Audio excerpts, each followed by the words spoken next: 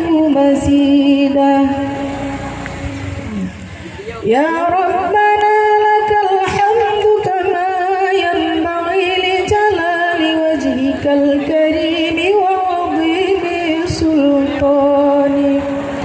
والصلاة والسلام على سيدنا محمد النبي الأمي وعلى آله وصحبه أجمعين اللهم أحسن عاقبتنا في الأمور كلها وأجرنا من خزي الدنيا وعذاب الآخرة اللهم أحسن عاقبتنا في الأمور كلها وأجرنا من خزي الدنيا وعذاب الآخرة اللهم إنا نسألك رضاك والجنة ونعوذ بك من سخطك والنار اللهم إنك عفو كريم حليم تحب العفو فاعف عنا يا كريم اللهم ظلمنا أنفسنا وإن لم تغفر لنا وترحمنا لنكونن من الخاسرين اللهم جمعنا هذا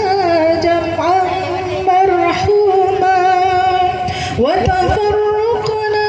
من بعده تفرقا معصوما اللهم اختم أجلنا يا الله بكلمة التوحيد لا إله إلا الله اللهم اغفر لنا ذنوبنا وذنوب والدينا وارحمهما كما ربيانا صغيرا ولجدنا ولجدتنا ولمشايخنا ولقرباتنا ولأولادنا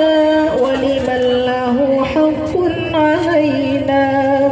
ولجميع المؤمنين والمؤمنات والمسلمين والمسلمات برحمتك يا أرحم الراحمين وصلى الله على سيدنا محمد وعلى آله وصحبه وبارك وسلم سبحان ربك رب العزة عما يصفون وسلام على المرسلين والحمد لله